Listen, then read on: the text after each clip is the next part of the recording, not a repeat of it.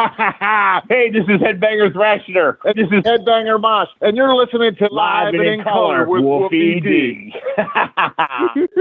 Hey, this is Jimmy Street, host of the Live and in Color with Wolfie D podcast. Hear the life and times of professional wrestler Wolfie D. From his time in the territories with PG-13 to his time in WWE, ECW, WCW, TNA, and more. Nothing is off limits and nothing will be held back. Thanks again for tuning in. Here he is, Wolfie D.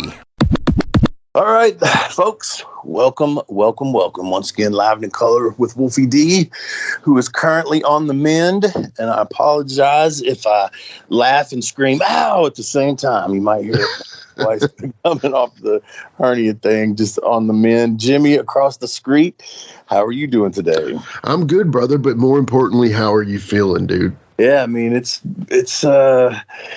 definitely a very sore surgery. Makes you sore, but they did. It was actually cool the way they did it. I guess they cut 3 holes in your side, and they put little tubes through there to get to the navel, and cameras and a little robot arm and all this kind of stuff. So it's pretty cool how they did it. It's like I almost got like a little bit of like plastic surgeries. My belly button looks different.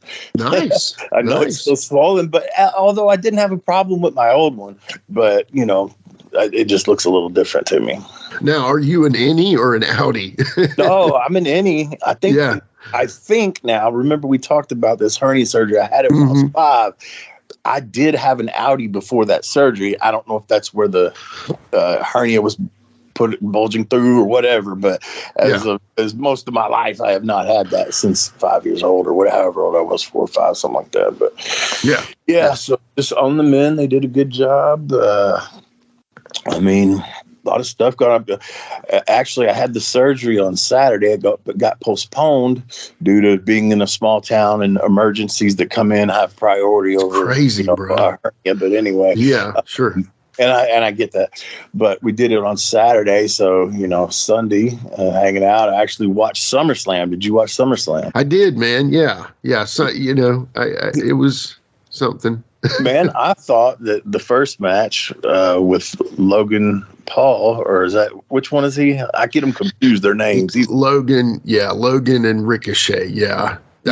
I just his brother, the boxer. I can't remember who's who, but anyway, man, I thought they stole the show. Quite frankly, I didn't watch the main event because I actually thought after the women's match it was over.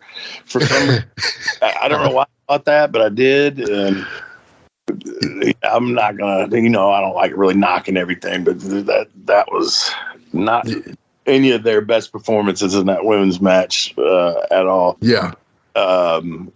But Logan, they stole the show, man. Everything. I just hope, the people out there, the guys that wrestle, can take that match and go, you know what? They did a whole bunch of really cool stuff, but guess what? They made it make sense too. Yeah. It was putting it was great psychology. I love the spot where Paul was selling and Ricochet's going to the ropes and he's got him by the ankles. Selling. Got him by the ankles to stop him. Little shit like that, man. They did look like they were setting up for this, or here, let's work together to make this move. It looked legitimate as it could for nowadays, that they were doing these moves to each other and not doing the moves together. You try not to see it that way. And, I just wish that the general public didn't have such access to the behind the scenes stuff in wrestling, because it's just so much more fun to watch it when you just let it go like that, and go, man, let the magic happen. Yeah. Yeah, you know what's funny is Logan Paul is so polarizing. Every time, like between matches that he wrestles, I'm always like, screw that guy. Who cares, Logan Paul? But then he gets in a match and I'm like, oh my God, he's wrestling like a 30-year vet right now. Yeah. It's crazy. So he does have that element about him. But I agree. I thought after that match, it went downhill and the whole show. And, SummerSlam's considered one of the big 4 shows. Yeah. And I just feel like they, and that's the beauty of it, is because you want that hot opener, right? You want that first match match to kick ass, but then you want to follow it up with some other stuff. Yeah. And there was good highlights and elements Cody there. and Brock was good. Cody and Brock, very surprising match. Yeah. Though, what happens too, and I'm sure you've heard this before, but the crowd gets fucking tired, man. Oh, dude, can you imagine? I relate it to this. If you take me to the movies, okay, outside of my house where I can't push pause and none of that shit, I can't go to the refrigerator for free. Take a piss, yeah, whatever. You got me for 2 hours, man. And that's just where I feel. I know that that's out of the realm of possibilities now. But a 2-hour show, man, that's enough. To get me to like an Avengers or one of those ones that went, 3 hours plus or whatever, it's got to really be fucking good for me to, my attention will stay with it, but for me to just be super excited and not going, damn, how much longer are they going? Looking at the watch, yeah. I hope this is close to the end because I'm ready to roll, And the same thing with wrestling. I think people get tired out there, especially because it's crowd participation. Not, in the movies, not so much cheering and stuff. Sometimes that happens, but in a wrestling event, people are who are, I hate to say it this way, but people who don't exercise regularly are out there jumping around, jumping around and, hooting and hollering, and that can be tiring. Some of the times when I was blowed up the most was during the heat. James getting beat up, and I'm trying to get the crowd going. I'm cheerleading. I'm tired as hell by the time I get the hot tag. Man, can I tell you something real quick? So I'm going to put you over real quick, and I get you. I'm with you. I was thinking about, as you were talking about those longer pay-per-views and longer movies and stuff, last night I was looking, so I'm going through our old shows, and I was taking some of the old clips, and I made a Ricky Morton reel, and he says, have you been in a dressing room recently? I had to go piss and I had to duck 3 clotheslines, that kind of thing. Yeah. And so I'm going through and I'm like, okay, I know and I want a clip. I want just an image of him ducking a clothesline. Okay. And I said, I know where I can find one, but I want Ricky doing it instead of somebody else doing it. So I go through almost every Midnight Express match with the Rock and Roll, and I realize that they don't do that. Like, I don't think Bobby Eaton ever threw a clothesline. Maybe he did, but he never really did. He would hit him with a punch, or he would kind of stop the back and forth more. Yeah. And they would work to the corner, and then Punky would tag in Hoot, or Hoot would tag in Punky. They would do a little double spot. Dude, it was crazy. So I said, I know where their one is. So I go to the Louisville match, the legendary Louisville match with PG-13 and Rock and Roll Express. And this is what led me to this story, because it's a little long opening, but I'm putting you over, so you'll love it. So, dude, that match again, it should be in a damn museum, man. That match is so good that the working together of it really was like a passing the torch moment. And unfortunately, that is not recognized enough. That match, dude, is so good. I'm just putting it out there. I know the Memphis match was great, but that Louisville match, dude, come on now. Yeah, so it was really good. But what y'all did is that it was the beauty of the double team where they were working the heel roll, and Punky's got Jamie locked up, and then he rolls over to Robert, and then he tags in Robert, and Robert and him do the double clothesline. Jamie ducks it, comes back around. Oh man, beautiful stuff. And then so I found you, and so he says, I'm hip tossing. You threw 2 hip tosses, then you did 2 arm drags. It was gorgeous, man. I love it. And I've got to tell y'all, it was easy for me to find it after I did it. It just wasn't Ricky doing the clothesline. It was Jamie and you doing the hip toss. But is that your deal? Would you normally do 2 hip tosses, 2 arm drags? Is that kind of what you would do? No, I wouldn't say that. It just happened to be because that was probably just on the fly or whatever. So okay. Probably them just telling me to. Yeah. Okay. Yeah. Anyway, it was great, man. And I just, I know we're talking about that, but it just made me think of the Louisville show, whatever that show was called. I can't remember.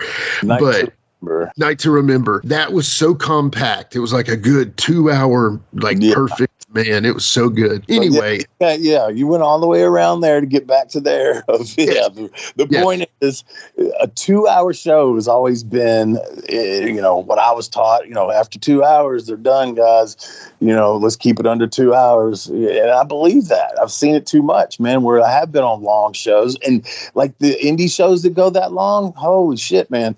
You got to think. I was talking about a major motion picture that's 3 hours or something, and these are professionals. In an indie show, you're gonna have to be really fucking good to keep me interested for 3.5 hours when I've probably seen the same shit for 3.5 hours. Yeah, dude. And think about it. You get the fans going, like, this is awesome, and then it's like, I am sleepy.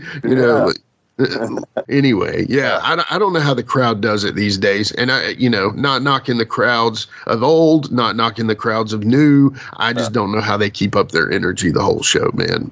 They're all monster high and beer drunk, and Anyway. And while we're on the topic of tag teams and doing stuff in the ring, our subject today is our top 10. We hadn't done a top 10 in a while, obviously, so we thought we'd throw one of those out there. And not to mention, I didn't feel like chasing nobody down this week for an interview, so we're going to do the top 10 tag team finishers of all time, according to myself and Jimmy across the street. I'm looking forward to that. Love it. I think that's the perfect segue. So let's hit it. All right. Be right back after these messages. Hey, folks, to get your official Live It in Color with Wolfie D merchandise, go to prowrestlingtees.com/live Wolfie D. Check it out.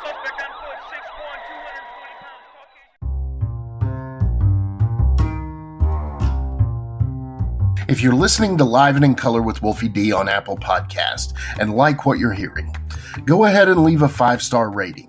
And while you're at it, write a review. Tell us what you liked. Tell us what you'd like to hear in the future. It's very important to us and always appreciated. Thanks again. All right, folks, we are back, and we are ready to do our top 10 tag team finishers of all time in the minds of myself and Jimmy across the street. I have a feeling there's going to be some doubles on here, but whatever. I don't think they'll match up number-wise, and I want to take time, to give my thoughts on this. I promise you, let me look at this real quick. There is no one... no move in here. They might be being used currently, but I'm saying done by the originators or anything like that, because I don't know all the tag team moves that everybody's doing now. Sure. Amen. Yeah. So, and here's what I'm not a fan of. Okay. I don't like some teams, and I'm just throw this out there because they're not on my list, would be the Hardy Boys. They're not on my list with the finish, okay? Yeah, right. They would be on my list in tag teams, but they wouldn't be on my list with the finish because I'm not a fan, not to say that it doesn't work, but just personal opinion, is I don't like it when one tag team, he does his move, then the other guy does his move. Two single finishers. Yeah, I like the teamwork type finish. So that's my thing on this. I'm with you 100%. Yeah. So I don't know if somebody, we like to hear what you guys think. So if you send one in and you don't think that way, then that's fine. But that's my reasoning on a lot of these. And another one would be like how over the team would be, obviously, and then like was that move kicked out of a lot ever? Those type things. Totally. The overness move. So definitely. I may be thinking too deep here, but no, there's not. Yeah, deep enough. I like it because I'm gonna go ahead and give you my number 10. Yeah. I don't know what they called it, but they did one of the two things, and the reason it's so low, but it's the Steiner brothers and the electric chair bulldog or DDT. They did both. Steinerizer, and they both looked awesome. But the reason on that is because you ain't doing that to everybody, especially in those days, right? So your finish, even as like a singles wrestler, I always try to think of this. given the size that I might have been at the time or whenever, I'm thinking of a move that for a finish. Can I do this to everybody? Big or small, and then also, like I said back then, there's some of the veterans that wouldn't take that shit. Right. Yeah, exactly. So, yes, it was a time of job guys and all that kind of stuff. And yeah, you could do all that to them. But then when it got to be your main event matches or build up matches or whatever, you never get to use that move because you weren't just trying to take care of your stars and shit. And that was definitely a move that kind of could go way wrong real quick. Yeah, exactly. And it started out, I think, and we can talk about this a little bit later too, if that tells you anything. But anyway, I love the move. Rick did the bulldog or Scott did the DDT. It just depended on, who put who on their shoulders. But yeah, great move. Steinerizer is what it's called. Some people call it the Steiner drop, but yeah, very cool move because so many guys, they took it a little bit further and it seemed like they put a little more thought process into it, so I liked it. All right. Well, you ready for my number 10? Ready. All right, my number 10 is actually, man, I love this move, and I was hard pressed to put it at number 10 because it kind of hurts me now that I think about it. But this tag team were so underrated, and I think this tag team kind of came a little bit later. It had one guy that I absolutely loved and one guy that was kind of like, meh about, but honestly, he worked in this tag team. So it was Power and Glory, Hercules, Paul Roma, and it was called the Powerplex. Are you familiar with this? Yeah. Superplex followed by Splash. Splash. Dude, again, it's the beauty of both. Shows Hercules doing the superplex. Then you had Paul Roma doing the splash. It was a tandem move. It was original. I'd never seen it before that. And I'm sure it's been done. But anyway, I love Power and Glory too. Power. Yeah. They were two jacked up dudes. Paul Roma was kind of, I thought of him a little bit more as like they were a good, solid mid-card tag team, Yeah. And I was a huge fan of Hercules. We've talked about that. But yeah. They did, what made it so good is placement was there. It enabled them to do it in a bang-bang situation. It wasn't bang. Superplex, boom, then he milks and boom. You know what I mean? Right. Bang. Had it not been bang, bang, I'm not saying it wouldn't have worked, but it would have gone against what I just said earlier of I'll do this move, then you do that move. And they were able to combine two moves so quickly that you kind of didn't, or I don't think of it that way. Right. Yeah, but do you think this is a similar one to the Steiner gimmick to where not everybody's going to do this one? I mean, some guys probably won't take the superplex, but by that time, superplex, obviously the splash wouldn't be anything unheard of. Sure. But the superplex, I don't think that's, and it wasn't a top rope superplex. It was a second. Brett's rope superplex. Yeah. Anyway. All right. What's your number 9, homie? All right. Number 9. And we know I never do this, but by golly, I'm doing it today. I'm going to put PG-13 and the Tilta-whirl finisher in here. And the reason I'm putting myself in there is because up until I came up with that move, I never seen anybody else do it, and I really haven't seen anybody. This is one person, and I think we talked about it. I can't remember who the guy was, but showed me that him and his partner did it, and I think they were AEW guys or whatever. And he told me they were going to use it again or something, and I thought that was cool. But I'm putting that move in there. It's original. It's also, and here's another one of my things. We didn't, because of the booking style of Memphis, you don't really get to hit a tag team finisher as a babyface.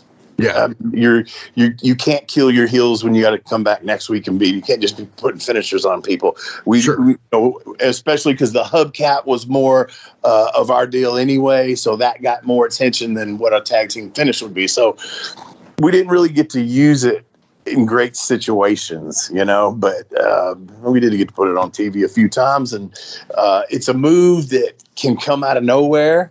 And that's another factor on some of these, man. Just like a singles finisher, those moves can come out of anywhere from anything. That's shock factor. Oh shit, that just happened. I didn't see that coming. Right. Yeah. And if I think about it now, there's so many places we could have just worked things into where it would have been out of nowhere, but that's hindsight.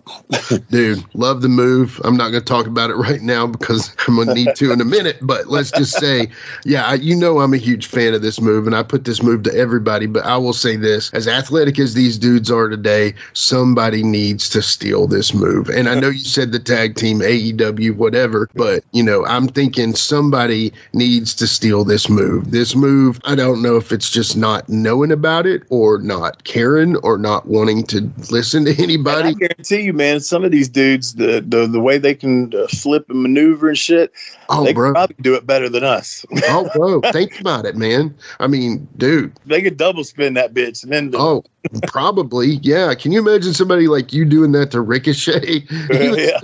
He'd still be in the air doing it, right? So yeah, great move, 100%, 1000%. Love the move. We'll talk about it in a minute. So my number 9 is, this was just a classic move. Now this team, I love this team, but they were never my favorites, and you'll know why once I say their name. So it's the Demolition Decapitator. And there were several different ways they did it. My favorite way, however, was this way. So sometimes it depended on placement, but obviously, Smash would have them, or Darso would have them in the backbreaker, and he would place them in the backbreaker. Then, Axe or Bill Eadie would jump off the second rope, usually, I think, and drop the elbow on their neck. So it was like a backbreaker, then a double backbreaker, essentially. But the way that I loved it the most, and they rarely did it this way, but sometimes you could see them do it. It depended on maybe how Smash had him placed. But if Axe didn't feel like he could get it properly on the way, he would walk the middle rope a little bit and then step out and drop it. Yeah. And bro, if they would have just done it that way the whole time, I think it would have been even better. It's just, it shows you the small athleticism that it takes to, I don't care who you are. How much do you think Axe or Smash weighed? I mean, 300 and some easy, right? I'd say they were around 300, I would imagine. Pure muscle, badass dudes. And again, Demolition, rip-offs of the Road Warriors, never my favorite. Yeah. But when it came down to it, that Demolition Decapitator was a great move and a great finisher because, again, those guys can put it on almost anyone, So. Yeah, sure. That's not a move that for those big guys it would be hard, just as long as Barry can get him across his knee there. But, yeah, awesome move. I think highly of it, even though, I'm the same thing about the Road Warrior ripoff, but I still respect both of those guys for doing their fucking jobs, man. Totally. Yeah. But I love that move, and I'll never forget. In ninth grade, I had weightlifting class for my first period class, 7 a.m. And while we were waiting for the bell to ring or whatever, of course, there was wrestling mats rolled up and stuff like that in there. And me and this dude named Marvin, I can't remember Marvin's last name. What up, Marvin? How you doing? Marvin, man, loved wrestling. And this is in the late 80s. I am sorry for bullying. I'm sorry, but things like that happened back then. It wasn't thought differently of. Yeah. And it's not like we were trying to maim anybody, but we would grab certain kids and I'd put it over my knee, and here come Marvin with the elbow. He would jump off. I mean, he'd get a running start, and you know about how high a rolled up wrestling mat looks. Oh yeah. And he would jump off that, and I mean launched. He didn't pull it, man. He came down and woo, he'd flip him off my knee. Good times. Man. That's something you do. But that's what made that move so good, I thought. Here's the thing. You could put somebody over your knee like that. You go the top rope. I mean, you see kind of variations of this move anyway. Sure. You might see a light knee drop or even a forearm across the chest or something like that. Bill was laying in that elbow.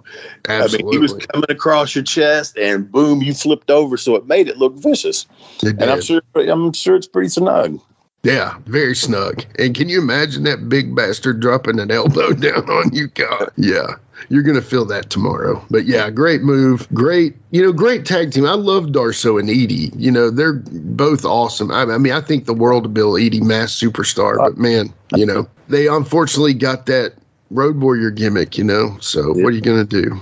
But and what's funny is like the Road Warriors we're going to go off here for just a second. The Road Warriors were the Road Warriors. Obviously, they took the name from the movie, but they never really looked like the movie. Now, of course, they had elements of shoulder pads and paint and stuff, but Demolition actually walked out with the masks looking like they were straight from Lord Humongous daggone Road Warrior movie, but they weren't the it was like to say that was not elemental of the Road Warriors. Y'all are off your rocker. If somebody ever said that, I don't know. Those masks they had with the spikes on them, Yeah. Imagine if the Road Warriors could have thought of that beforehand. You got those and those spiked shoulder pads. That'd look great. Bro, that would be killer. Yeah. So on to the next one. What am I at? Number 8. We're at number 8. Yeah. Number 8. This one can come out of nowhere. I've taken it, and it's snug, and it's none other than the Eliminators and Total Elimination. Oh my God, I love this move. And this is the one that I'm like, man, I don't know where I could put it, but I do not have this on my list. But man, that move is so beautiful. And it honestly, I kick myself for not having it on there because I unfortunately just don't have a spot for it, but it's definitely my honorable mention. And honestly, I'm an idiot for saying that, but because you're going to hear some of these, you're going to be like, Jimmy, there's nothing. But yeah, dude, I think the Road Warrior knockoff team, that the Ascension, and they called it the Fall of Man, I think. Oh, they did the Eliminator move, but man, there's nobody that did it better than Cronus and Saturn. The hardest part about that move, for them to make that move look as good as it did, the timing. Timing had to be perfect. I mean, and that's what I'm saying, perfect. I mean, maybe not 100% perfect, but yeah, pretty much, because that foot's got it can just look ugly or even hurt the dude if, say, that the bottom guy clips that leg out. It can people get rolled on NFL. It could be a situation like that, just roll an ankle or something because you're getting tripped and maybe the foot's at the top's already there or not there. Or, it could go funky, but they had it down good enough to where you're trusting, okay, he's going to sweep my leg first shoot, and then here this boot comes around my head, neck area, whatever. Here it comes. Let's go. Just hope they hit it right, And I hope you can tuck your chin, bro, because you're not going to get much of a chance. No, the way on that, the way that foot's coming around, I ain't tucking my chin, because if something's off, he's going to catch me in my chin. Oh, fair enough. Okay, gotcha. I'm turning my head to my right. Okay, I see what you're saying. So I'm just saying that I'm sure they laid a concussion on a few guys for sure. Especially not knowing to turn your head or because to me, that was the trickiest part. And please, y'all, do not think that I am a trained pro wrestler. I was trained to do two things. I was trained to take a bump and take a punch or sell a punch. Let's just say that. So I don't know anything past that. But when I would take a bump, the biggest trick for me was tucking. And that was rough at first, man. And honestly, I was learning it at first in my apartment because I didn't have access to a ring as quickly as I needed. But anyway, it was ugly. And then I got in a ring with it, and Steve-O actually helped me out there, and, some other guys. But anyway. Yeah, man, that's so to know. I know it comes second nature to someone like you or someone that's taken a million bumps. That's not the issue. But for somebody learning that fresh, the tucking of the chin is so important. But when you come into something like a Eliminator, and again, I'm really kicking myself for not having this on my list. But because I've watched so many tag team moves in the past few days. So anyway, man, I can imagine some guys definitely had some concussions with that move. So quite possibly. Yeah. All right. Well, on to number 8. Speaking of concussions, now this one, this is the crap your pants, listeners crap in their pants move right here. So I am putting this at number 8 because one, I respect this tag team and for what they've accomplished, but to be honest, other than a few matches, they were never really my favorite. But when it comes down to it, I cannot deny their talents and abilities, especially the match they had with y'all at Hardcore Heaven 97. But this one is the Dudley's 3D. Now, they moved it into a table move, but I do believe they didn't always use the table, which would be some sort of disqualification, I would say, in a lot of cases. But the Dudley's 3D, where it's like a flapjack into a cutter, that's right. Yeah. And so, honestly, bro, that it's a beautiful move. And they had another thing that was to do with their timing, And again, the surprise factor, that could come out of nowhere. It could. I've seen them do that 1,000 times, where just all of a sudden there it is. Did you take one? Yes, I did. Yeah. It's really cool move. Heat's always on me. Wolfie, do you finish on Wolfie? But honestly, I'm sure that's a better way to take a cutter than like DDP's way, because DDP's way sometimes looked awkward. Almost like you could break your neck or something. I guess that's the point. Because Devon's kind of got control of your body, right? Then Bubba's, and you're just kind of going through the air. Then Bubba's taking control of your head. So the trick there is, both of them really need to, to hit about the same time in order for you not to get all bent, quirky, jerky. Yeah, for sure. Yeah. Like Bubba hits first and you're still being held on to Devon. So it could be kind of a ear kind of weird bump there, which could hurt your lower back really. But they were fine. I took it on that and it was good. So man, I almost got to say this, and the Plastic Sheik, my brother, is going to lose his pants on this, but I almost feel like, in my personal opinion, that Randy Orton perfected the diamond cutter, because DDP's was not necessarily always perfect. But again, Randy's isn't always perfect either. But I feel like, let me say this. This on moves like that. Okay. As I was making my list and checking it twice, I was thinking of this too, man. Dude, there's moves that you're going to pick for your finisher. I'll tell you one, for instance, and I love Jeff Jarrett. I hate the stroke. And let me tell you why. Yeah, me too. Not because of him. Mm-hmm. It's because that move is only going to look as good as the dudes you're giving it to. Yeah. Because it's a face bump, and some people take them like shit. Some people take them great. But same thing with the RKO and the diamond cutter are only going to look as good as the guys that are taking it. Because you could really fuck that up for them. I mean, or you could really make it look good for them. So those kinds of moves, it's funny. Yeah, I agree. And that's tricky when you have to have that much trust in sometimes a job guy that isn't always up to the same level as you, especially as what you've said about some of the Memphis job guys. But and to go off track here for just a second and talk about, I don't know if you watched the Marty Jannetty episode of Dark Side of the Ring, but the guy that ended up suing him on that was Marty's fault. No. That was not Marty's fault. Right. And I don't know what was said, how much they went over it beforehand or whatever. But that guy clearly did know how to take that bump. Right. And I guess it's who's ever word against whose as to whether they talked about it and, whatever. But yeah, so that's another instance of, hell, the move even looks better when it didn't. I mean, yeah, you were like, fuck, that hurt. But I mean, the move looks better for somebody that can take it flat and bounce and all that stuff. Well, you think about it this way, too. Marty gets in trouble for that. And I agree, the guy's at fault on that. But of course, whatever, it sucks that the guy got paralyzed. There's always that element of it, Things. I don't, it just is one of those unfortunate things in wrestling.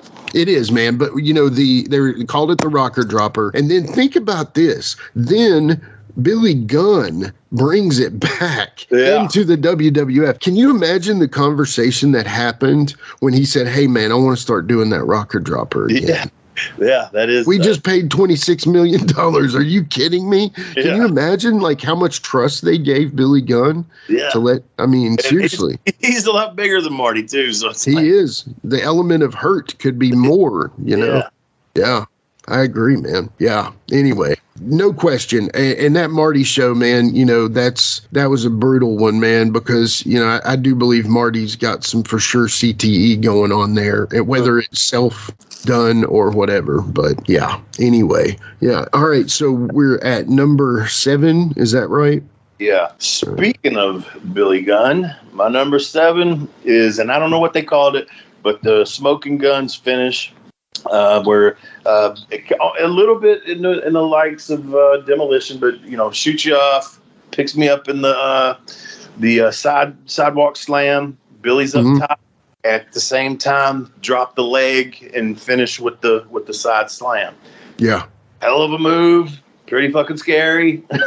That's two big boys right there. But it looks great, and I can't say that they killed me. So right. That's good. You're still here, but. That's true. They're big guys. You're probably 4 feet off the ground when he's holding you up there, at least 5 feet, because they're so tall, and then you're dropped. Yeah. And again, that's another timing thing, and maybe that's just the whole show is really the underlying element of all these lists. It's timing on this, and that's the magic to me of tag team wrestling is two guys working in unison against two other guys. And when they all four are in unison, that is what I call the magic of pro wrestling. I do believe this is an art, and I believe that it's a beautiful art when done correctly, so yeah, I love that move. I agree. It is not on my list, but it definitely deserves a spot on anyone's list. Very underrated move. The Smoking Guns, that was a great move. Very good move. Very good match with y'all, too. So my number 7 is your number 10, I believe, in the Steiner Brothers Steinerizer. Now, my preferred way of doing it was the earlier days. I think you did a great bulldog. One of my favorite moves that you did was your bulldog. I loved your bulldog. I thought it was a good one. And did you just notice I went into like a Trump thing? Like I started, I love your bulldog. You're beautiful. Wolfie does a great bulldog. I love your bulldog. Anyway, long story short, I liked it when Rick did the bulldog off the top, and then, Scott's got him on the shoulders. They would switch it up. They'd do the Steiner drop, Steinerizer with the DDT, whatever. But I like a bulldog more than a DDT.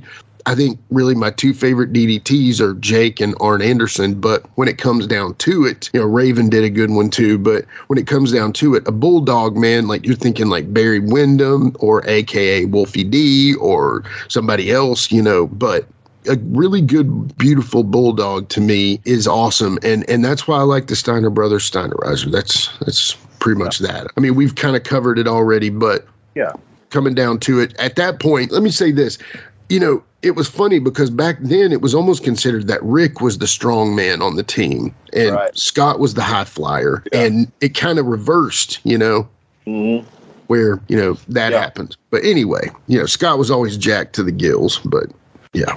Yep. All right. We're at number 6, Wolfie D. All right. So my number 6, you probably hate this because it's so far down the list, but the Midnight Express rocket launcher. Oh, man, yeah. It just looked great the way Bobby did it, man. I mean, it's not even that much of a... Stan really don't do nothing. You know what I'm saying? Sure, yeah, sure. Everybody knows it, and how they came up with the names for it. And, to my knowledge, one of the first teams that have such a repertoire of unique tag team moves, Yeah. Okay, so I said this earlier. I went through a ton of Midnight Express moves, and I went... And I saw, looking for pictures for that reel with Ricky Morton. And I'll be honest, bro, I can't lie. I almost felt like Stan and Bobby were the better one. I think they just looked better. I think Dennis and Bobby were the better tag team. Now that I feel that way, because I almost feel like, and God forbid me for saying this, but it was like 75% Bobby, 25% Stan, man. I almost feel like, and God, what's that? The move or the team? The team. I almost feel like Stan was a little lazy and stuff. And God forbid me, strike me dead for saying it. But I don't know that I ever saw anything as much from Stan as I did from Bobby. I just feel like Bobby, and dude, to be a tag team member with Bobby, whether you're Arvel Hutto or whether you're Dennis Condrey or George Goulas or whoever, you're already one up because you have one of the best that ever did it, and we've said this a million times. If Bobby could talk, Bobby would have been one of the greatest ever. But man, I almost have learned something in watching some of those matches just back to back to back. I almost feel like it's true. That move didn't need stand. It was just, like to see him do it, like he's throwing Bobby. It was all, image. Smoke and mirrors. Smoke and mirrors. That's what it's called. Yeah. It was all smoke and mirrors. And I do have it higher. Not going to lie. Love the move. I think it looks great. But when it comes down to it and the way that you just said it, I agree. It is mostly Bobby on that one. So, yeah.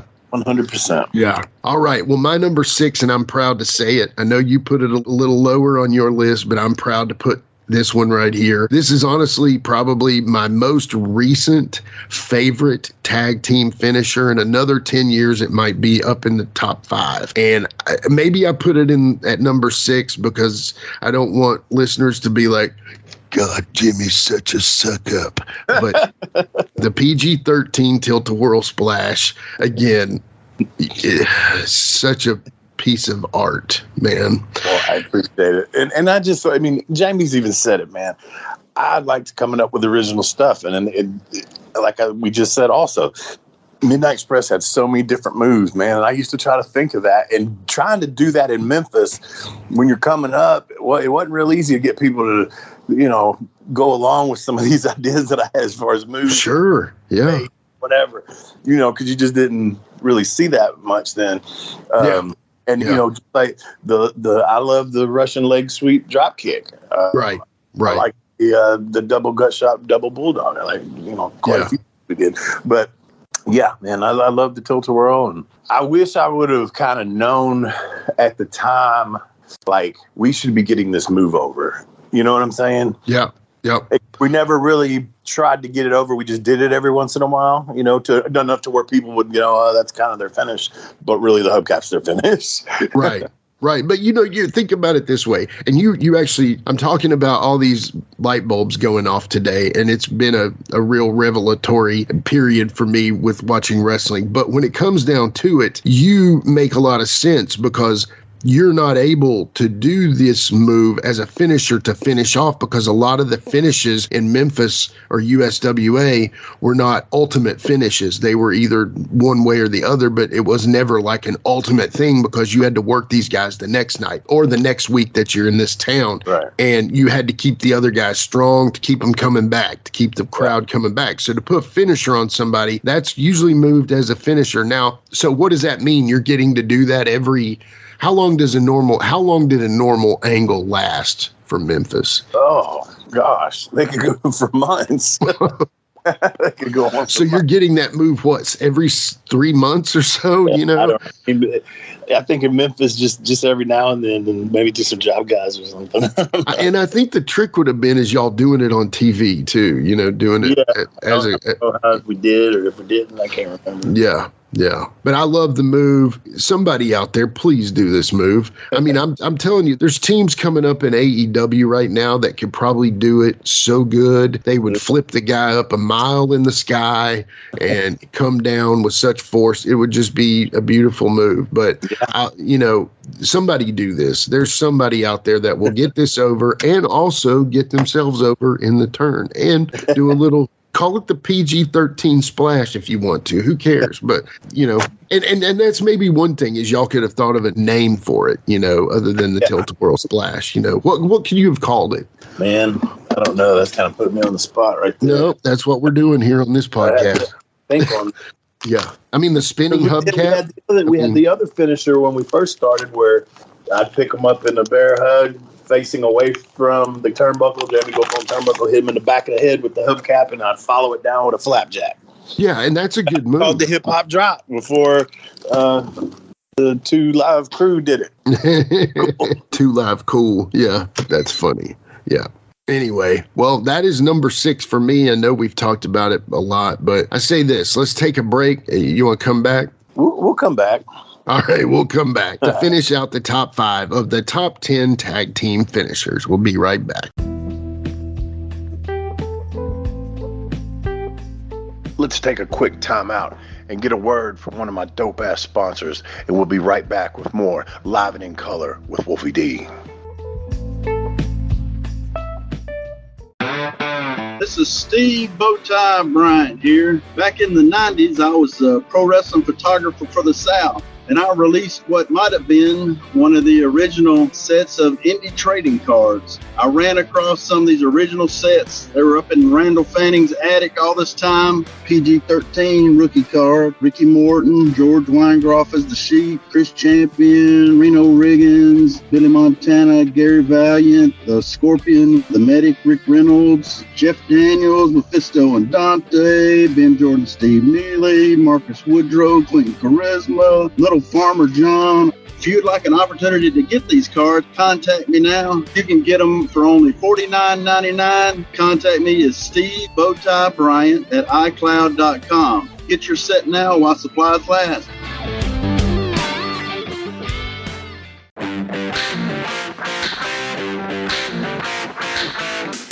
Hey folks, this is Wolfie D here, and if you are looking to buy or sell a home in Tennessee or Southern Kentucky, you're going to want to call my buddy, the rock star realtor, Benji Bowie. And you say, Wolfie, how do I get in touch with this rock star? Well, you can call him directly at 615-390-8216. You can go to his website, bowiehomes.com. That's B-U-I-E homes.com. Or you can email him at benbowie34@gmail.com. When you need a home, you need the Rockstar Realtor.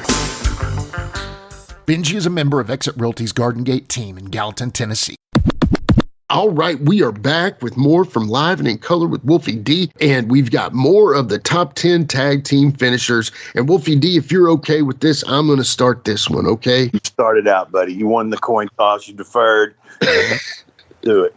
I got it. Okay. Number 5, with a bullet. In my personal opinion, I love this move. Again, it's one of those moves that requires great timing. And honestly, one guy's doing the hard work and the other guys get, it just looks good. It's the Brain Busters Spike Pile Driver.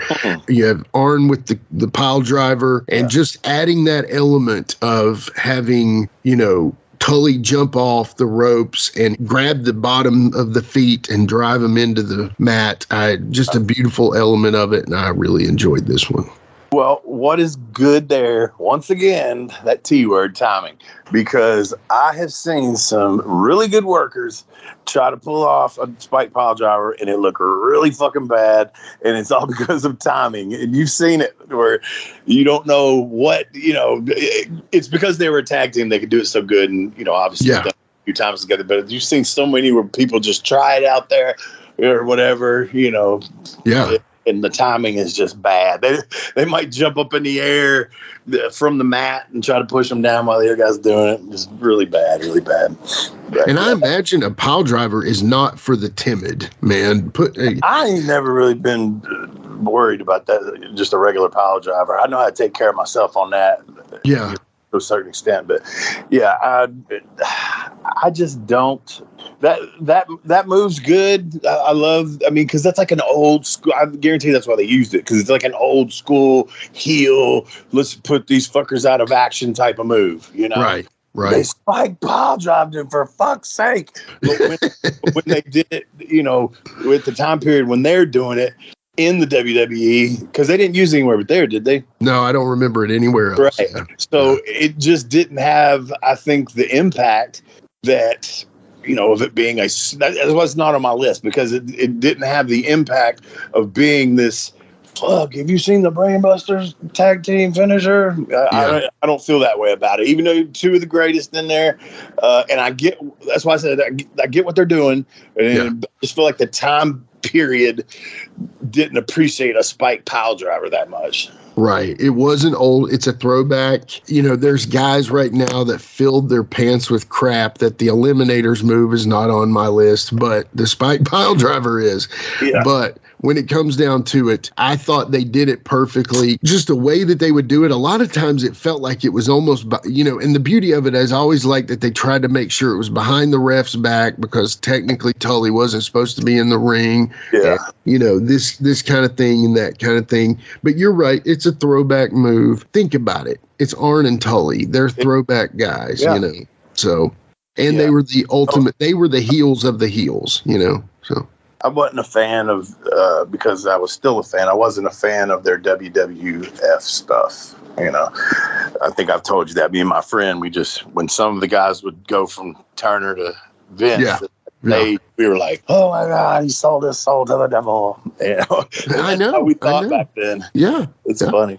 We called it going to the circus as well. Oh, okay. Well, that actually makes sense. But, you know, it was selling the soul. But think about it this way, too. And you probably understand how they felt. These guys also never totally looked like they fit in there because they were kind of in the land of the giants. Yeah. And I understand that you probably know that as well as anybody. Oh, yeah. You and Jamie get up there and PG-13's in the land of the giants. And had they been 5 years later, they would have been perfect. But, you know, you all had been a year later, you would have been perfect. But you know, I mean, the FTR is considered one of the greatest tag teams ever now, and they are basically Arn and Tully doing Midnight Express moves. It's kind of a deal, but anyway, long story short, Spike Piledriver, it's my number 5. So, all right, I guess we're gonna keep it old school because my number 5.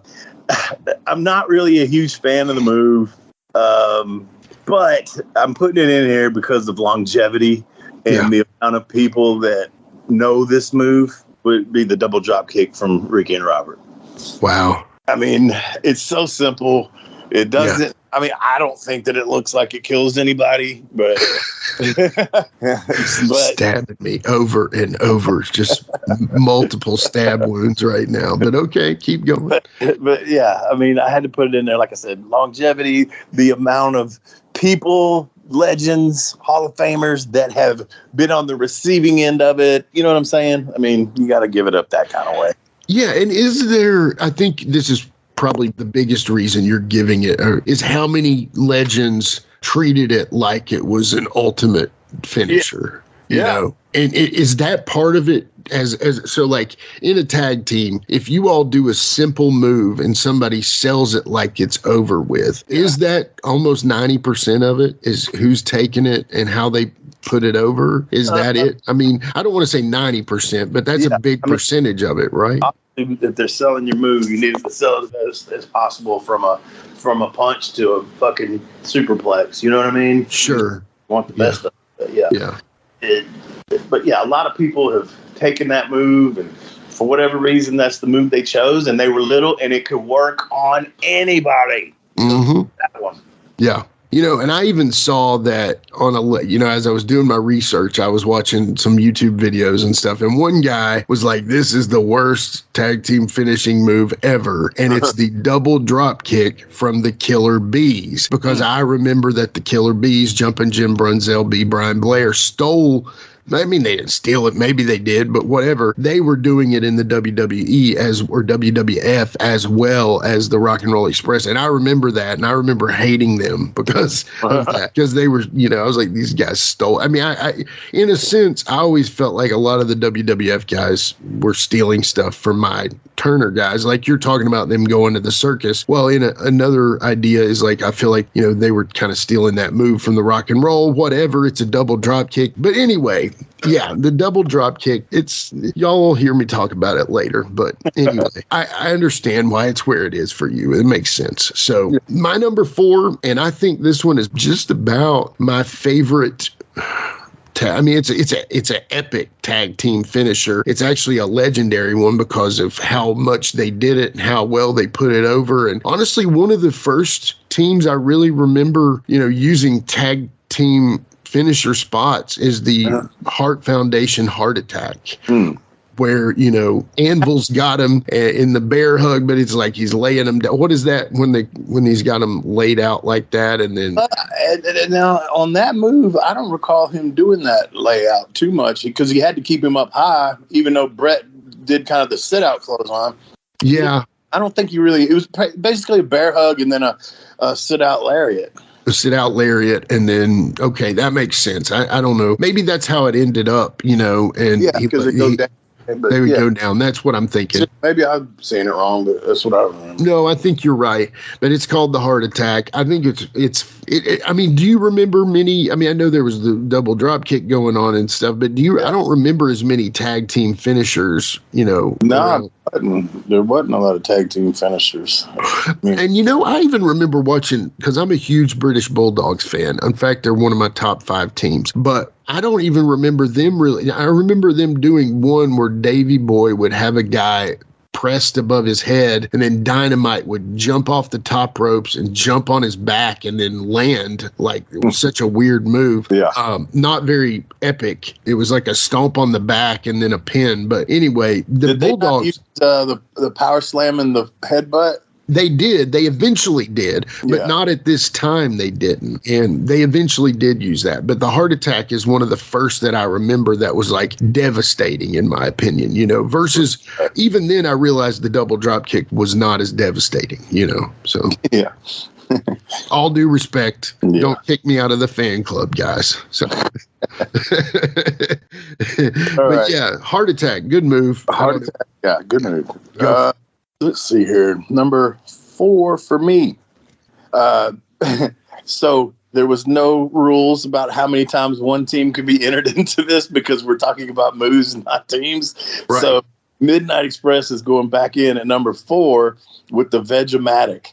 Oh, and man. That's the one where Stan would hold him in that leaned out position. I was trying not to tip my hand a minute ago when you were talking about that, so I didn't want to go, no, not like Stan did it. Yeah, you're right. You're right. Good point. I say Vegematic, but yeah, so that was him laying him out a little bit, and Bobby coming off the top with the leg, and I mean, obviously, again, Bobby coming off the top. It's pretty much all Bobby. Yeah. And also, I know this move because James Storm and Chris Harris, America's Most Wanted, used that move as their finisher during our TNA feud. Yeah, they did. I remember them doing that. Yeah, it's Smoking Guns finish too. So those leg drops off the top when you're just kind of hanging there waiting. Yeah, it's the looking up thing. It's funny, man. You're when you're in that position and you're looking up, obviously everything looks higher. Right. And person the size of some of these guys we're talking about leaps into the air, and here's what you can see sometimes, because you know an athlete's concentration face in midair is a pretty intimidating face. Oh, I'm sure. You know what I'm saying? Because I mean, they're not trying to scare you, or not that I would be, you know, because I'm sure I do the same thing. But it's just in air, and you're trying to, you know, all your athleticism is channeled, and you're in your fucking adrenaline, all that stuff. So it's just a combination of things, man. And it's like, boom, and probably honestly hurts more than you actually feel it because of your adrenaline. So right. I totally agree. I think the Vegematic is right there because it's actually my number 3, the Midnight Express Vegematic, but I also have the rocket launcher. I didn't want to do both, so I put them together in the same. Yeah, but I mean, I do like the Vegematic better, but I think the rocket launcher, like I said, is like 75% Bobby, 25% Stan. And sometimes I feel like that was an element of their tag team career, was that where Dennis and Bobby were a little more 50-50. But anyway, I probably would like lean like 60-40 on the Vegematic, but the rocket launcher, either way you look at it, poor Bobby's having to jump off the top, you know, and I'm sure that hurt him later in his career, but you know, but that was a cool move. And again, for the time period, they were coming up with some unique stuff. Very good stuff. And I think that's part of what was missing from the Dennis and Bobby Midnight was the, you know, because I remember like, didn't Bobby do like I remember Ivan Koloff doing it too, to where, and I'm sure this is a hard move to do, maybe I'm wrong, but where they would do like the knee to the back of the head, and then they would drop off the ropes and put a guy into face first into the mat. I remember, did Bobby do that? I can't really, I'm not picturing what's happening there. Okay, so think about it. You guys back to the turnbuckles. You're standing on the top rope or the second rope. You've got your knee planted in the back of his head. Oh, Ivan Koloff did that. Yeah, Ivan Koloff did that. But I almost want to say that I've seen Bobby do it too. But he might have. I'm not even sure what that move was called.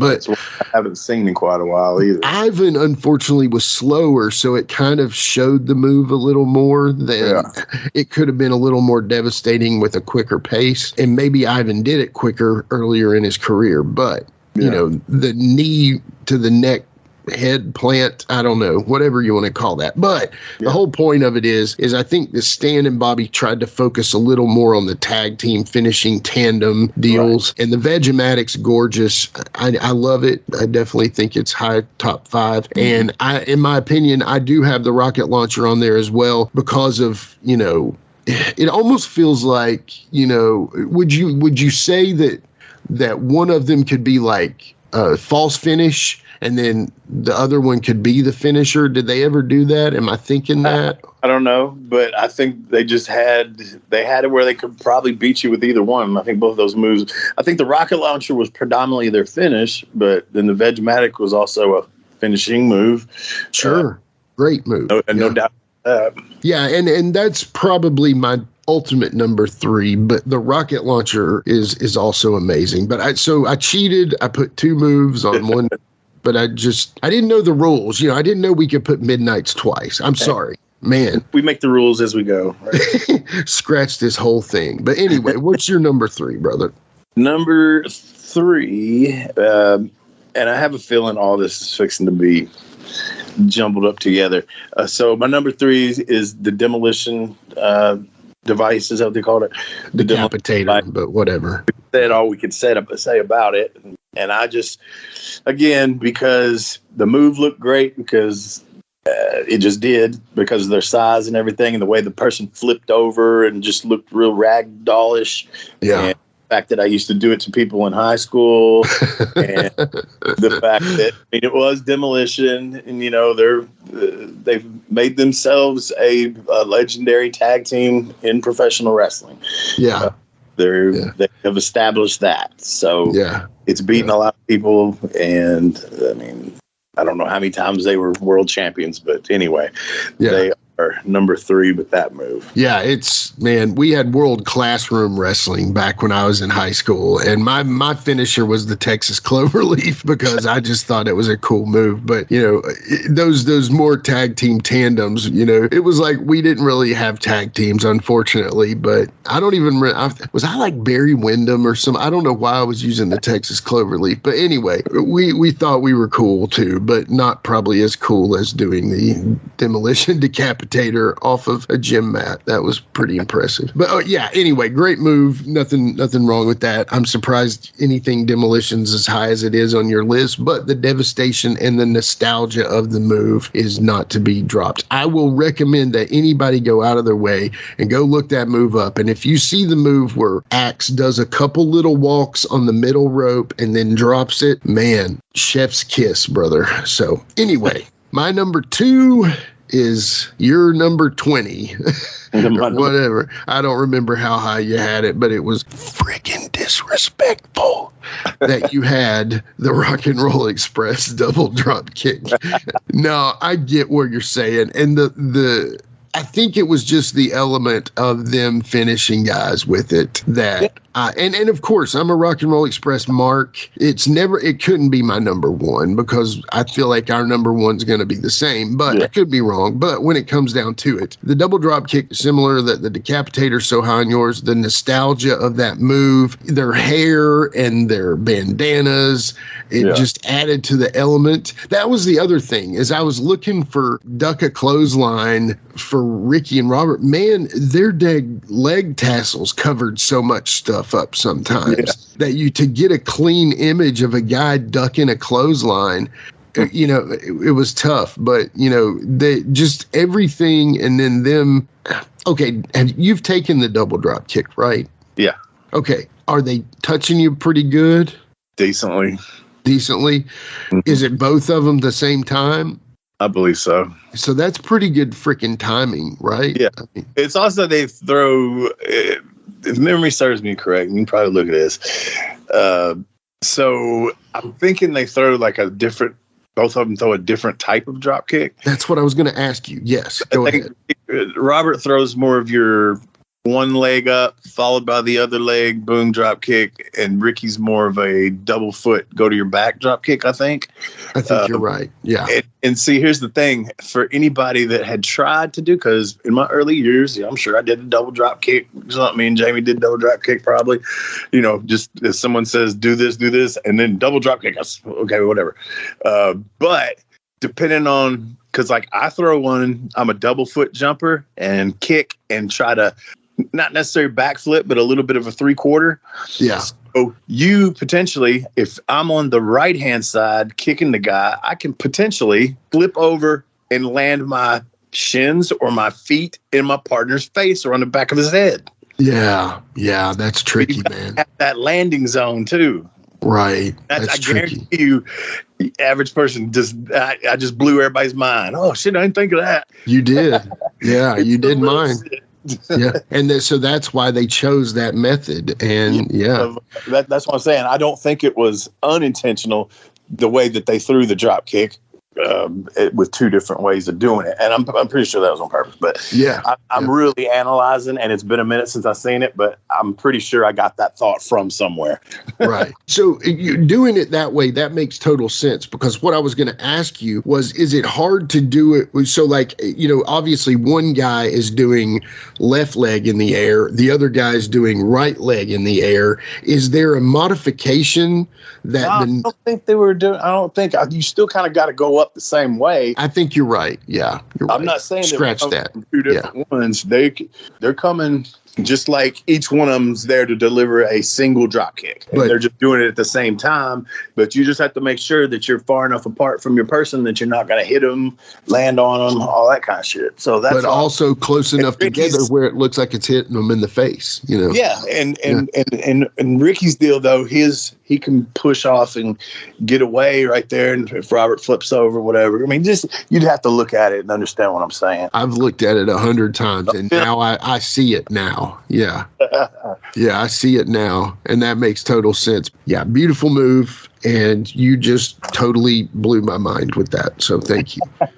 No, because I mean, the art to it is something that, I'm past now the fandom to where now I want to see the science and the art of it. And I hope that we provide that to people. You might ask both of them and they might tell you two separate answers. They may tell you a separate answer from mine. Them two may not think that it might have just happened.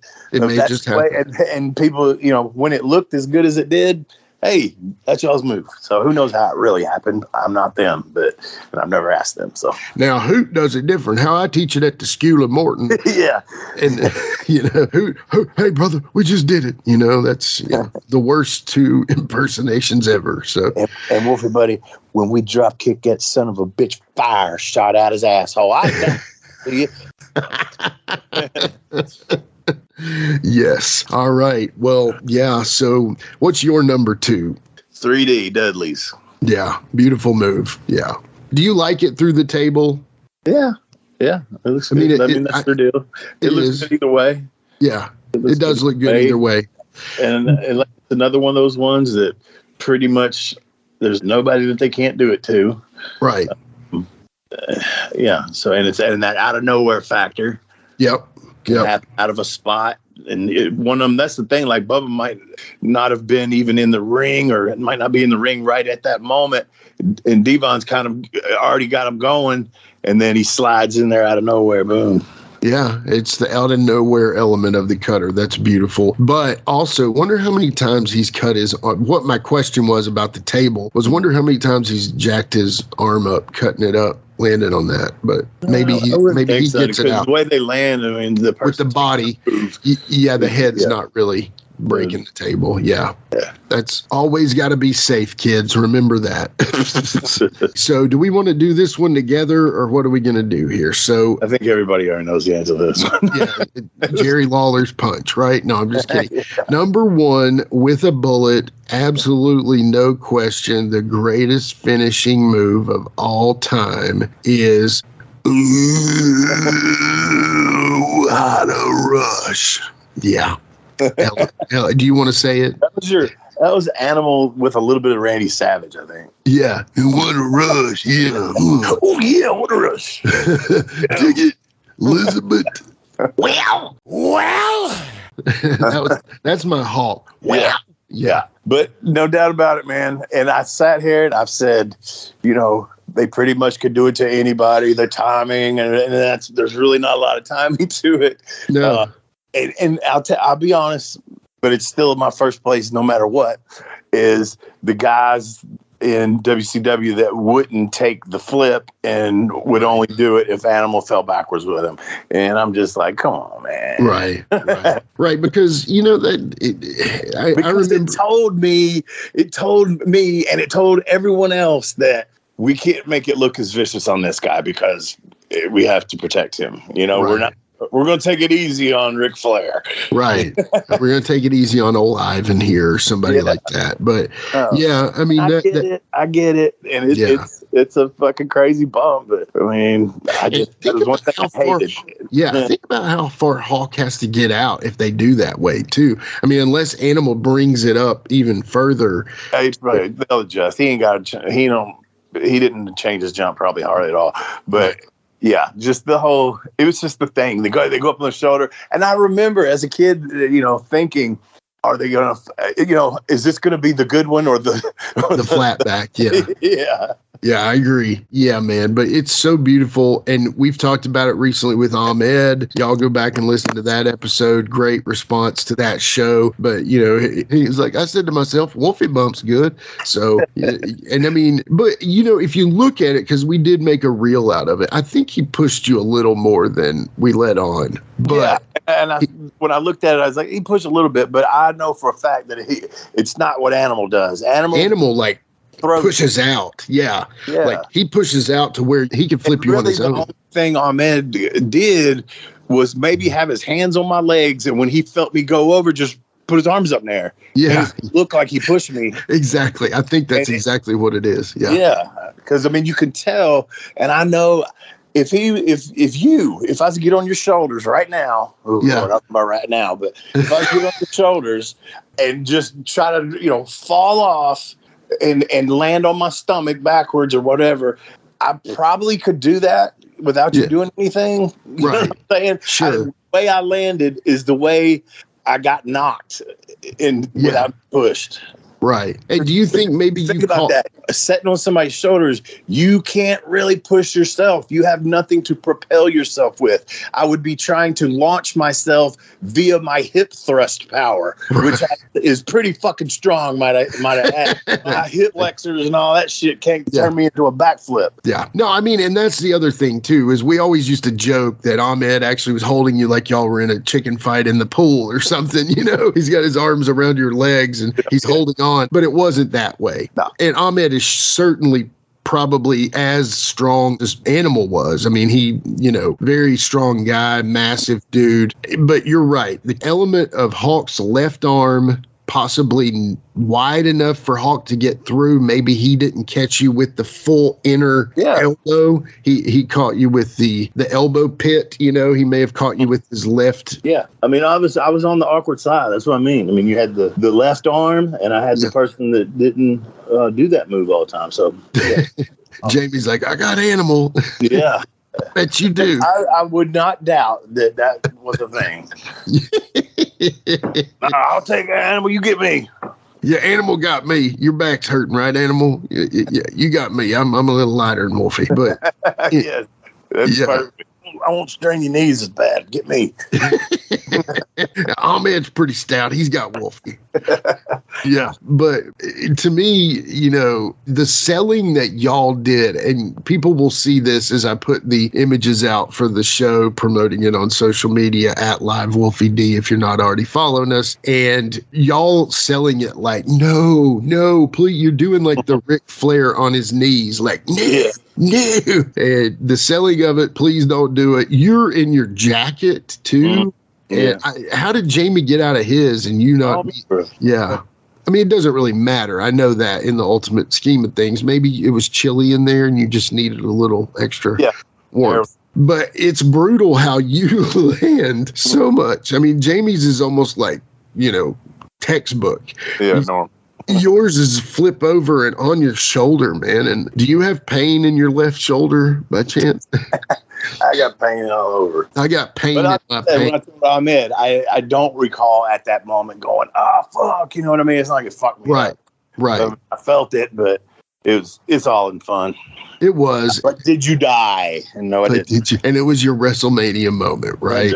Everybody everybody wants that in their career. They want their WrestleMania moment, and that is one of them. And it gets replayed all the time. So very cool, very cool. But the main important element of that is the LOD Doomsday device. Now, I wish that I had the perspective of time and information, historian-wise, to know when they first started doing that. I do not necessarily remember the Turner days Yeah, I don't either. I remember it's almost starting in the WWF. And again, there's that guy wrecking his car, crapping his pants, saying, "Oh my God, Jimmy, you moron. Anybody can do this." I don't remember the first time. So I feel like it's a WWF thing. I don't know many bigger Road Warrior fans than Wolfie D. And you're kind of saying. But a lot of blurs together too, man. And it was at a period where, I mean, I didn't get in the business when they got in the business, but I was getting older at that point and knew that that's what I wanted to do. And so kind of the mark in me was going a different direction. And I'm more focused on looking at things a different way. And, you know, I don't have a good memory anyway, but it had to be WCW, it seems like, because we just talked about the Russians and Ric Flair, and then that's a great point. Yeah. So it had to be there. It had to be because they didn't go back. Right. You're right. That's a great point. But I'm just trying to think that it seems like more of a WWF thing. But, you know, you're kind of a tricky situation, too, because around the time that I kind of stopped watching wrestling for the small amount, and that's been one thing about my whole life, is I have never given a crap about who knew that I was a wrestling fan. I really didn't care. I had girlfriends that probably thought it was the lamest thing in the world that their boyfriend wanted to watch wrestling, but I didn't care. And they were pretty women too, y'all. I ain't playing around here. But when it comes down to it, I can almost see like the element of time that I was kind of almost like not watching wrestling, and it was kind of in a weird down period. But there was like 2 or 3 years I remember not paying attention as much to it. And then around 17, 18, I really get into it hardcore again. But around like 13 or so, I'm like, okay, girls are cool. I like girls, you know, I don't want to talk wrestling with girls. But then I would still try to catch it on the sly, like watch Smoky Mountain or something like that. But you're actually getting in wrestling at that time. So really the time that you kind of grow out of like you're watching, you're like, okay, I'm kind of into girls now. I may not watch wrestling as much. You're actually starting to wrestle. So that's kind of an interesting situation. Very close to that time period, but it just, I wasn't as like a kid mark for it anymore. Right. Yeah. I want the action figure, you know, I want the gimmicks and all that. I remember wearing t-shirts and stuff, and people were like, "Oh my God, are you really wearing a wrestling t-shirt?" You know, and I'm like, "Yep, I am. I don't care." And, you know, being in music and a lot of hipster snobs and music and stuff, I would always wear wrestling t-shirts sometimes to play shows in, and people were like, "Who is that?" "Oh, that's the Road Warrior. I thought that was a Black Sabbath t-shirt." Never mind. Well, it kind of is, but in a different way. But anyway, yeah, Doomsday Device, number 1. You know, y'all let us know what your top 10 tag team finishers in the socials. You know, let us know what you all think. Obviously, you know, we've had a lot of fun with this. Also, if you all have top 10 ideas, let us know. You know, we do enjoy these. We wanted kind of an easy week. You know, for Wolfie, Wolfie's gone through a lot this week. He's had some surgery. You know, his daughter had a issue that, you know, he's had a lot on him this week. And, you know, the top 10s are fun. And I will say this. If we are doing anything, the top 10s always really perform well too. So, you know, especially on YouTube, which we're trying to build YouTube, and our top 10 shows do really well on YouTube. So for some reason, YouTube and top 10s really go together. So we've enjoyed this one. But you know, do you have any honorable mentions that you can think of? Not off the top of my head, man. I mean, I had to do a little research too, because I was just thinking, you know, how many moves do I know that, you know, are really over? Yeah, well, I think that's it. But I really wish I had it on 11 because I could put that eliminator move in there because it's such a beautiful move. But I just don't feel like I could take any of these out. I know you did, so I should have found a spot for it. But anyway, I think this was fun, man. Yeah. We're not finished yet though. So in just a few seconds after these song plays by my buddy Tracy Byrd, A Gathering of None, Blitz Kid, we're going to have Ask Wolfie Anything. You ready for that, brother? Yeah, let's do it. All right. We'll be right back. DJ, hit the music.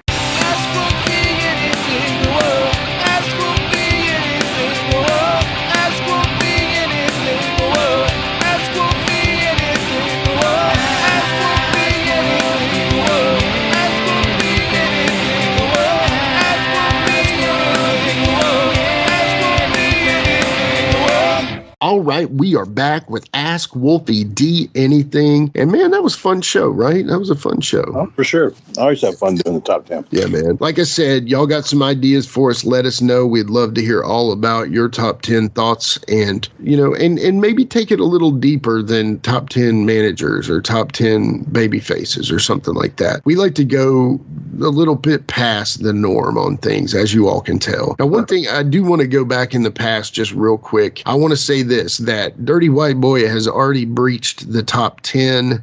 He did so quickly and without care for anyone else. So he is climbing the charts. I will say this, I predict him to be a top 5 episode very soon. Same with our Chase Stevens episode. I probably received more messages and texts about that show than anyone we've had almost ever, other than Jamie or somebody. Really? Yeah, that show, everybody is saying how funny that show was. And I think we knew that at the time. I mean, it was one laugh after the other. Chase, I did not realize was going to take it over like Jamie or somebody. I didn't realize Chase would come in with such, like his stories were epic stories, man. No, even if it was a simple question, he had good context, and I think he was ready for a 2-hour episode, but I'm good with I'm good with that. So our very first one on the show today is Ben Martin 88 on Twitter and Ben Martin on Facebook and Ben Martin wherever else. And he always asks the good questions. Ben Martin on the bathroom wall.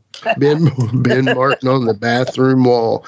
Yeah, that's anyway. So here's a little setup for this. He says, okay, so he has resumed his 1996 rewatch. First episode, September of 96. Bill and Jamie come out mad about Wolfie pushing down Samantha. Bill calls Wolfie a woman beater and then brings a woman out with a police report saying Wolfie beat her up. The scene around this is ridiculous. You've got Lance utterly disgusted with Bill holding the mic, Jamie in an old pair of Bill's tights and a blue satin jacket, Samantha walking on a cane in a neck brace, pushing Tony Falk in a wheelchair because Sid had choke slammed him. Okay, so I think that was a pretty good description of the show right there. Yeah. And he says, so his question is if you remember the angle, even though he was a baby face and it was a different time as far as a domestic abuse, did doing angles like that make you nervous? I don't want to say it made me nervous, but I mean, because I knew it had been done before. And Sure. I really, stuff like that. No, I'm still not that sensitive. Let me get that across first. I'm still not that sensitive. We talked about the lines can be very blurry with reality and pro wrestling. It just, and like he said in the question at that time, I mean, people just knew, that it was part of the deal, Yeah. And you're right. The first time that angle had been done. No, I mean, we talked to Dirty White Boy, Dr. Tom. They did a similar angle in Continental, and Mystic came out and can I talk to Tom and that kind of thing. And a lot of people have done that before. And again, it's not original. Even before they did it, with the Macho Man even teetered on elements of that with Elizabeth and things like that. But nowadays it may be a different story, right? Oh, for sure. Nowadays a lot of things are different. Yeah, no doubt, for sure. But that was fun, and I don't even remember who that woman was. I mean, I forgot where we got her from. I can't remember. And if she's listening, she's probably mad. She wrecked her car and crap. I think it's somebody that lived in Memphis. I can't remember who it was. I can't see her face. But anyway. One of Bill's girls, maybe? Never mind. We won't get into that. But yeah. Anyway, it's you got to rely on Ben for that stuff. He's literally watching it all in order. So pretty cool stuff. So, okay. So the next question we've got is, of everyone you worked with, this is hardcore, but who taught you the most in the ring? Of everyone, and I know this answer, actually. I feel like I know what you're going to say, but of everyone you worked with, who taught you the absolute most in the ring? Danny Davis.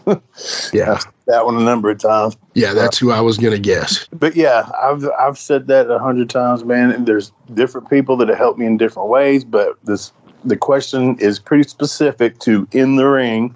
So that makes me think of just like mechanics and basic stuff, and not necessarily basic, I don't guess, but just being a good wrestler, technically sound, selling, all that shit. Because then the next step is to up your game to where people want to pay to see. So. Yeah. And okay, so after Danny, let's say maybe a few years later, was there anyone else who you were just like, okay, this guy? Just the people that I worked with helped me the most. You can get some help, by talking to someone, but to me, it's a hands-on job of teaching someone. Sure. And situational, and just getting the reps, not necessarily just getting the reps in different places and with, different people that can teach you, not getting reps the same place once a month with your buddies. Yeah. Now, let me ask you this, because a lot of guys, nowadays, if they sign someone from the indies, they run them through NXT and the Performance Center for a little while, and then they'll put them in the show to say that they've learned the WWE way of working. At the time that you all came up there, do you feel like, now it probably was more in the back, but do you feel like there was a modification that you all had to do to learn the WWF method, or was that even a thing then? No, I didn't consider it a thing. No, and I know what that means is. I don't safe. But I also don't think it's like some certain style. I think it's more of a mental preparation. Sure. And not that I've been involved with it and know what I'm talking about here. I'm just guessing from what I do know. Right. I do know some people that work for these companies. But I don't ask questions like that, Right. Not at this point. Yeah, exactly. Yeah. But I think a lot of that is like they don't want to have to correct bad mistakes. You've heard them say that. People, that have been on the independent for a while develop bad habits, what they call them. And some of that I could possibly define. But then on other things, I don't know what they might consider a bad habit. I think the fucking thigh slap is a bad habit, but obviously it's not a bad thing there. So right. What they consider bad habit, I'm not 100% sure, but that's more of what it means. They want to be able to groom their people. They don't want dudes that are already either set in their ways or whatever. So they want to know that they can mold you a little bit. Yeah. And one thing, I interviewed Magnum TA on my other podcast, and one thing that I didn't realize that, he said, he was talking about, how they do so much scripted now with the match, even in the back with, it's all scripted and stuff. And I was kind of expecting him to answer this in a different way, almost, because every other answer he said was like, oh, well, we did it better in Jim Crockett and that kind of thing. But when he said this, he said, and it reminded me also of a move that they missed with you in that Jerry Lynn match where you did this awesome move on the outside and the camera totally missed it. Well, the reason he was saying that they script everything now is so that they don't miss those big Well, that does have a lot to do with it. Yeah. Because your agent, producer, whatever needs to know what's happening so they can get the right angles and don't miss shit. That is true. Yeah. I mean, it's a different beast, man. It's a different beast. But ultimately, that has nothing to do with the wrestlers and how they work, really. Sure, it's just telling them, hey, don't miss this. Yeah, make sure that this isn't missed, but that's also as much on the cameraman and the production team and the director and all that as much as there is anything else. So yeah, good point. All right, cool. Well, anyway, the next question is from Eddie Smith on Facebook, and this one came in as a direct message here, and he says, you've been around certain talents before they were bigger names, i.e. The Rock, CM Punk, etc. Is there one who surprised you and one who surprised you they didn't become a bigger name? Well, okay, so right off the bat, I have to say that The Rock was my most surprising one, man. It just was. And it's because of my first experience in the ring with him, as I told you. The handstand, all that shit. And I mean, I surely ate crow on that, but I think that, if Vince McMahon and team are, convinced and fixated on your success, it's kind of hard to fuck it up.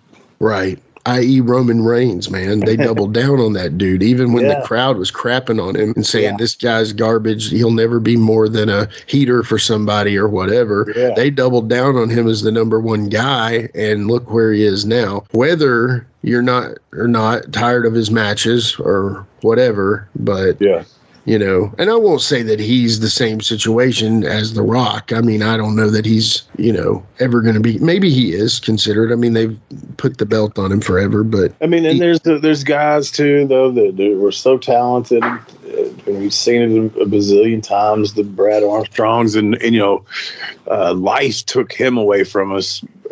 But at the same time, if Brad had, you know, not passed away, what kind of success would he have found in, or, you know, besides an agent? Would Vince have really believed in someone like a Brad Armstrong? No matter how many of the boys would attest to how great he was, and what a great person, and what a great family, and yada yada yada, would he have panned out in the WWE? I don't know. And this may sound like sacrilege, but if you think of somebody like Brad Armstrong or Bobby Eaton, right? They're probably two of the guys that the boys put over more than anyone, and for good, absolutely amazing reason. Both of them were incredibly talented, but you know, Bobby never worked for Vince, you know what I'm saying? And if you think about it, maybe that wouldn't have been a good fit. You know, again, I've heard so many people say, well, if Bobby could talk, Bobby would have been a major star. But there's other people that couldn't talk. They figured it out for him. Yeah. So, you know, giving him a chance is one thing too, you know, but sometimes maybe Vince just doesn't see it. But to me, maybe, do you ever feel like some of the boys putting them over can hurt their chances? I would think that, man. Okay.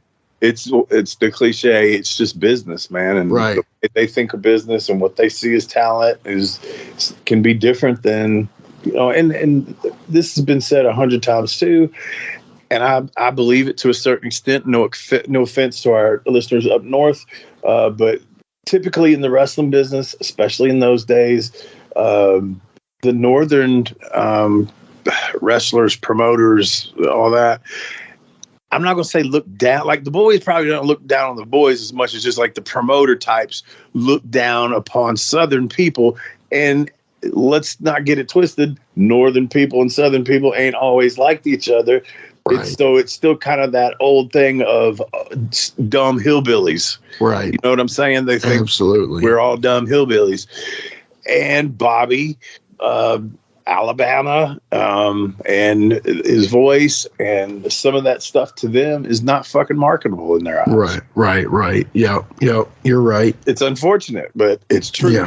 Yeah, it's true. It's true. And, you know, I do believe that that's a real thing, though, for sure. Absolutely, 100% believe. But, I mean, you and Jamie go up north and sign autographs. That's like they love y'all, you know. It's they appreciate us now because many people have said they've come to it. Oh, we only got to see y'all in magazines and blah, blah, blah. But now anybody anywhere can pretty much access whatever they wanted to see of some of our stuff, you know. So. Right. And you know, there is that Memphis too, man, because so many guys, I mean, I've heard some of the all-time greats. I mean, one of the all-time greats wouldn't have a career without Memphis and Hulk Hogan. I mean, he had a great little run in Memphis there. And but at the same time, you know, somebody like, I've heard Jake the Snake talk negative about Memphis, you know, like, and that kind of hurts because he's a Southern guy too. And there is an element of negativity on the Memphis thing that, but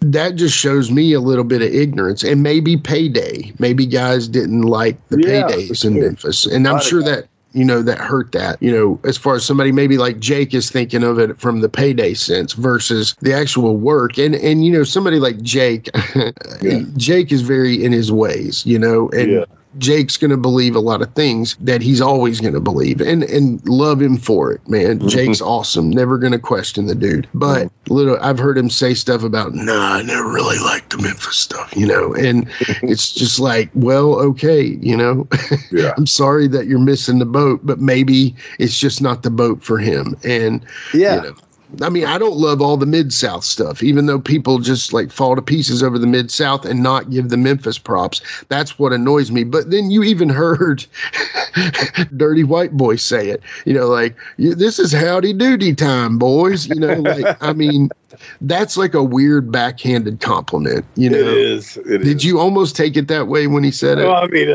I know, Tony, I'm not going to be offended by it. I laughed at it. Of course. I knew what he meant. Yeah.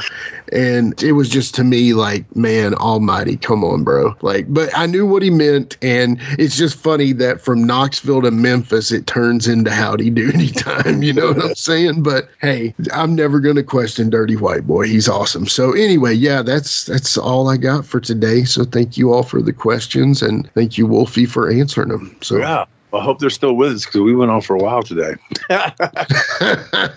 It's normally we do this sometimes in pieces, guys, and I've made Wolfie do the whole show in one sitting. So yeah. I think an applause should be given just for that. So absolutely. Yeah, man, we got it done, man. Fun episode. We'll see what we can figure out for next week, because I guess I got to hang up and go ahead and start thinking about that one, right? Start texting some people or thinking about episode topics. Whatever you want to do, I'm trusting. Guess what? What? You're a shocker, but preseason has started, buddy. Oh, man. Yeah. There's a game on tonight. Titans tomorrow. Yeah. So, yeah. Here goes the attention span. Is it just me, or did it go by so fast? I feel like we just had the draft.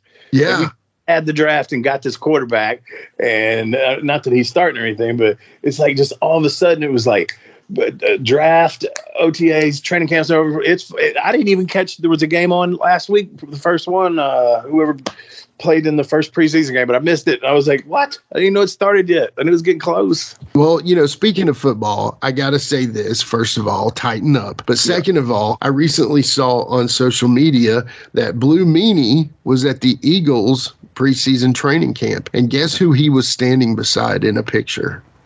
Dennis Kelly. Dennis Kelly, our boy, former guest of the show, Dennis Kelly. Is he going to be because I knew where he ended up signing at. Okay, so he's signed again with the Eagles. Nice. Yeah. All right. Well, good for him, man. I'm happy to see that. I'm happy to see that he still wants to keep playing, Yeah. So it's been a few weeks ago now, but I just hinting around it, man. Where you going? You playing or what? And got kind of a message of I'm visiting Philadelphia, and I think he sent something back. Yeah, so I'm signing with Philadelphia or something like that. So, that's cool, man. He must enjoy it up there. Yeah. I wouldn't have known had he not have told me that. So that's cool. I have not seen the picture. Yeah, Meanie's standing there with him, and I'm like, who's that short guy with the blue hair?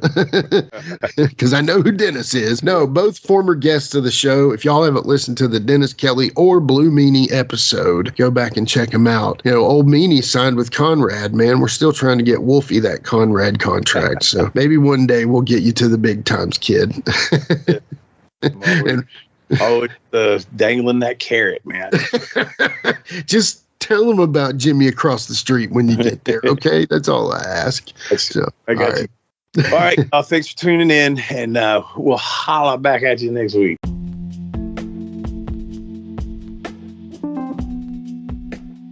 And now a word from our sponsor.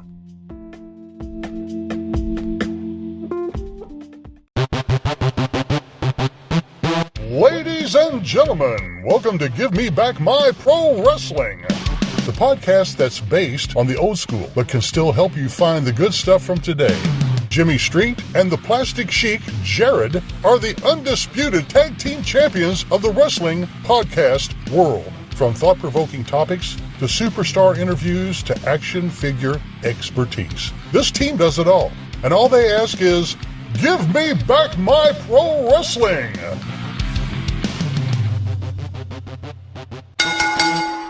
Every other Thursday, wherever you listen to podcasts. That's right, it's the Talk of Middle Tennessee, the channel you love to hate and the channel you hate to love. It's Brian Turner from Brian Turner's VHS Rehab. And if you're looking for matches from Wolfie D to Jerry Lawler to Dusty Rhodes and the team that put a pimp before your eyes and a goatee between your thighs, Booty Call and Athena, go to lostwrestling.com. See, I made it easy for you. Brian Turner's VHS Rehab. Booyah. Join me, Gene Jackson, for the Jackson Interaction Podcast, where I'll be doing one-on-one interviews with people from the world of professional wrestling, as well as stand-up comedy. You can get them anywhere podcasts are available in both video and audio form, but you can find them all at genejacksonpod.com.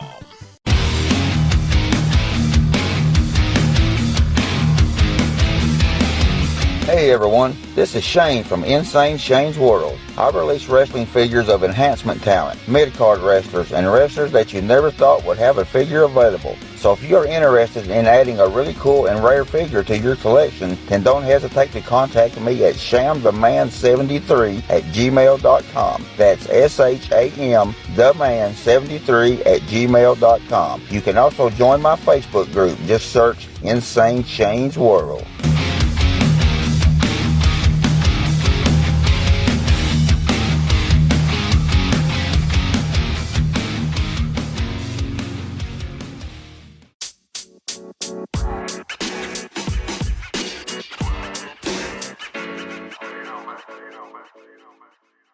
So that was another great episode. Hey, Wolfie, tell them where they can find you on social media. Jimmy, they can find me in the club, bottle full of bub. I'm just kidding. They can find me on Facebook. My personal page is Warren Wolf, WOLFE. I'm on Instagram at WarrenWolf13. You can always find us on Facebook, Twitter, Instagram, and YouTube at Live Wolfie D. Here's the thing. Wolfie always has offers for his autographed photos. He has a selection of some awesome photos from throughout his career that he will autograph and personalize any way that you want him to. Just contact him either directly at his personal Facebook page or through any one of our other pages, and we'll make sure you get in contact directly with Wolfie. Get those photos, right, Wolfie? Yeah, I've got some good stuff on there, to help with the podcast. Folks, if you can't get out to a show to meet Wolfie D, there's nothing like that, especially for the fans of PG-13 and Wolfie D. And before we go, you can always find me, your host, Jimmy Street, at James Rock Street on Twitter, Instagram, and YouTube. And hey, Jimmy, before we go real quick, I just want to add in there, from the bottom of my heart, I really appreciate, first of all, the work you've done for this podcast. You have worked your butt off. Secondly, the people that are liking the page. Beyond that, even more, is the people that are listening, and we really appreciate that. Yeah, and remember, guys, the podcast drops a new episode every Monday at noon, and our past episodes are streaming now on demand on all major podcast formats. Thanks again. I got a cap for your dome. He got a cap for your dome. I got a cap for your dome. He got a cap for your dome. He got a cap for your dome. And here we go. The original white boy that came out sagging, not bragging, don't be hating, cause I'm spitting the truth. Still livin' in color. Bum rush your mother, utilize a hubcap unlike any other. Back in the day, I was NOD, and I was P to the G, plus the 1 and the 3. In case you forgot, they call me Wolfie D. Been cloned and copied so many times, tired of suckers taking credit for what is mine.